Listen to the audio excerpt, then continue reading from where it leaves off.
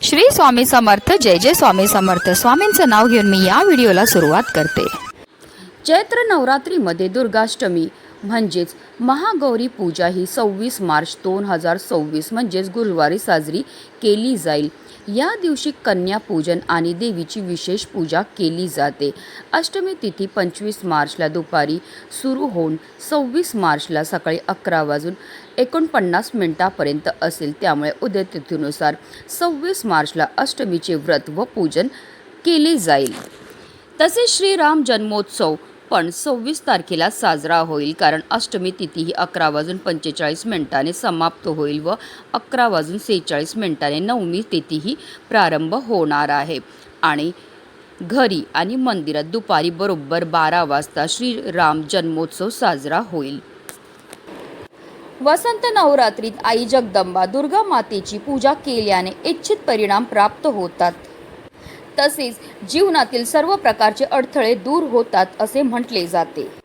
वसंत ऋतूतील नवरात्रीमध्ये शक्ती स्वरूप माता दुर्गा, माता लक्ष्मी आणि माता सरस्वती यांची विशेष पूजा फलदायी मानली जाते. माता दुर्गाच्या 9 रूपांची पूजा केल्याने सुख समृद्धी मिळते. या उत्सवाला नवरात्र किंवा नवदुर्गा असेही म्हणतात. भक्तांचा असा विश्वास आहे की या 9 रात्रीमध्ये देवी वेगवेगळ्या रूपांमध्ये प्रकट होते. प्रत्येक रूप दिव्य स्त्री शक्तीचे वेगवेगळे पैलू दर्शवते.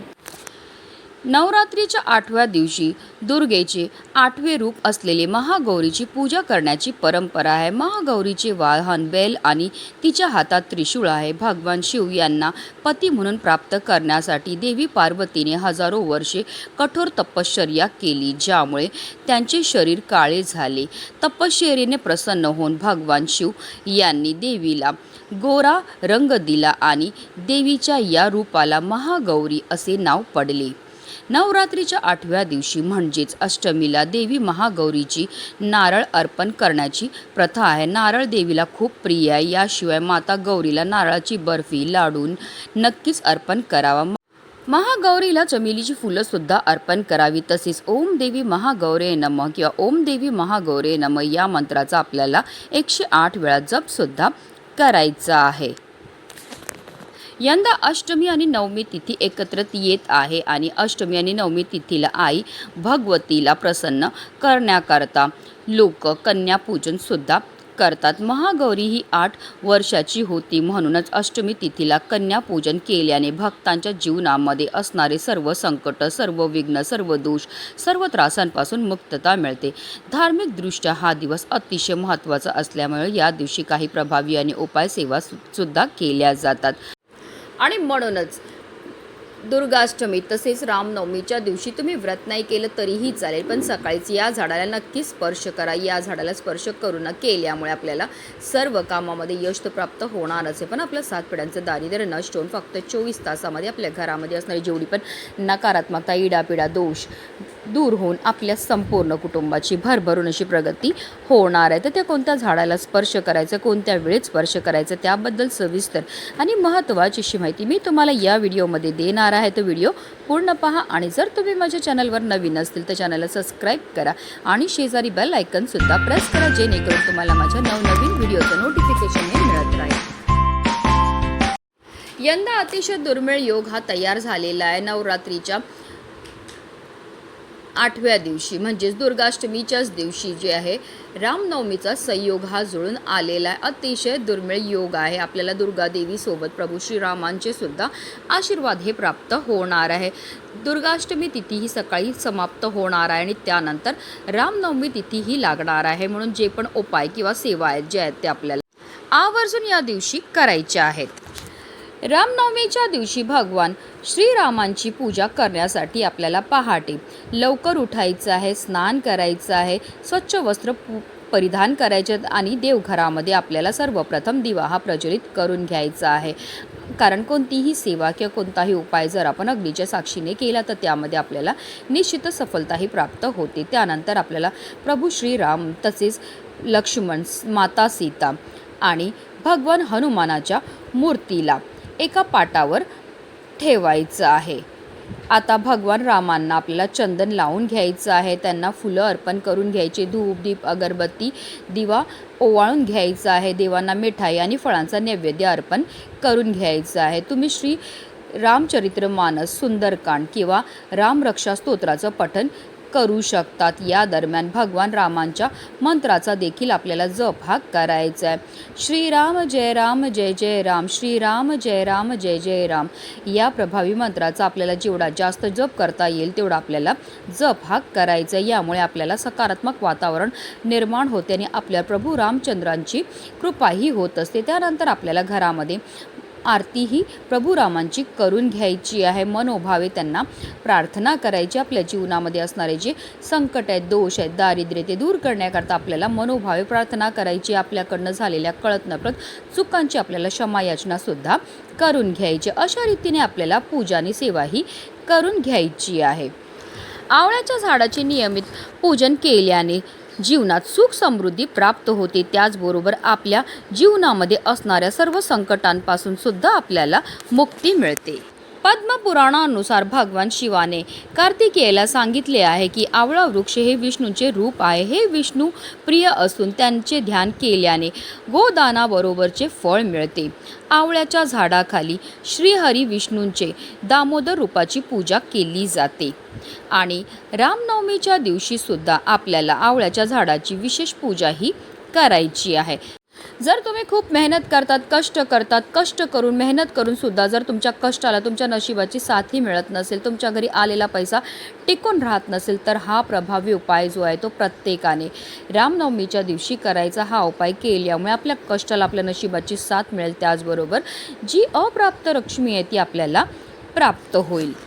आणि म्हणूनच या आवळ्याच्या झाडाची पूजा केल्याने आपल्या जीवनामध्ये असणारे जे संकट आहेत, विघ्न आहेत, दोष आहेत, दारिद्र्य ते दूर तर होणारच आहे, पण आपली कितीही कठीणातील कठीण इच्छा ही साक्षात प्रभू रामचंद्र पूर्ण करणार आहेत. तर आपल्याला आवळ्याच्या झाडाजवळ जाताना एक तांब्याच्या कळशामध्ये शुद्ध पिण्याचं पाणी हे भरून घ्यायचं आहे. त्याचबरोबर आपल्याला थोडंसं गाईचं कच्चं दूध घ्यायचं आहे. एक आरतीचं ताट तयार करून घ्यायचं आहे. त्याचबरोबर आपल्याला पिवळी फुलंसुद्धा घ्यायची आहेत. आता पिवळ्या फुलांमध्ये जर तुम्हाला जाई, जुई, चंपा किंवा इतर कोणतीही फुलं भेटली तर ती तुम्हाला आवर्जून घ्यायची आहे. त्याचबरोबर आपल्याला एक शुद्ध गाईच्या तुपाचा दिवासुद्धा तयार करून घ्यायचा आहे. या सगळ्या वस्तू आपल्याला घेऊन आवळ्याच्या झाडाजवळ जायचं आहे. आता आपल्याला आवळ्याच्या झाडासमोर सर्वात पहिला जो आहे दिवा प्रज्वलित करायचा आहे. पण दिवा डायरेक्ट जमिनीवर ठेवू नका, थोडेसे अक्षदा किंवा फुलांच्या पाकळ्या ठेवा आणि त्यावर आपल्याला हा दिवा जो आहे तो प्रज्वलित करून ठेवायचा आहे. कारण कोणतीही सेवा किंवा कोणताही उपाय जर आपण अग्नीच्या साक्षीने केला तर त्यामध्ये आपल्याला निश्चितच सफलताही प्राप्त होत असते. आता आपल्याला आवळ्याच्या झाडाला जल अर्पण करून घ्यायचं आहे.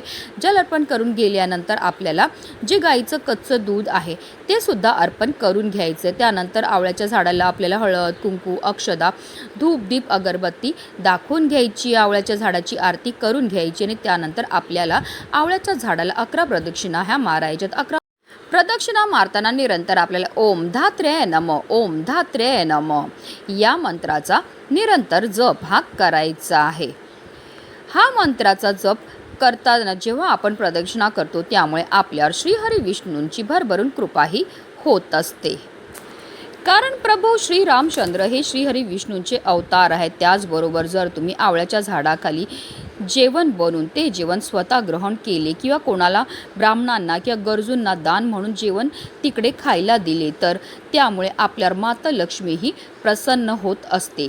त्याचबरोबर जर आपण आवळ्याच्या झाडाखाली उबदार कपडे जे असतात म्हणजे स्वेटर आहे, मफलर आहे, स्कार्फ आहे किंवा ब्लँकेट आहे, या वस्तू जर आपण गरजूंना आवळ्याच्या झाडाखाली दान दिल्या तर त्यामुळे आपल्या जीवनामध्ये धन धान्याची कधीही कमतरता होत नाही. त्याचबरोबर जर आपण आवळ्याच्या झाडाची पूजा करून बजरंगबलींना सुपारी त्याचबरोबर शेंदूर आणि वस्त्र अर्पण केलं तर त्यामुळे आपल्या जीवनामध्ये असणारे सर्व संकट हे बजरंगबली दूर करतात. आपल्याला रामनवमीच्या दिवशी प्रभू रामचंद्रांबरोबर बजरंगबलींची सुद्धा विशेष पूजा ही करायची आहे. आपल्याला हनुमान चालिसाचं पठण करायचं आहे, सुंदरकांडचं पठण करायचं आहे. त्याचबरोबर जेवढा जास्त होईल तेवढा आपल्याला रामरक्षा स्तोत्राचं पठण करायचं आहे. त्याचबरोबर उद्याच्या दिवशी जर तुम्हाला शक्य झालं तर एक झाड आवळ्याचं आणून आपल्या अंगणात लावायचं आहे. हे झाड तुम्हाला उत्तर दिशेला लावायचं आहे. आता आपल्याला आवळ्याच्या झाडाची पूजा करून झाल्यानंतर आपल्या मनातली इच्छा ही बोलायची आहे.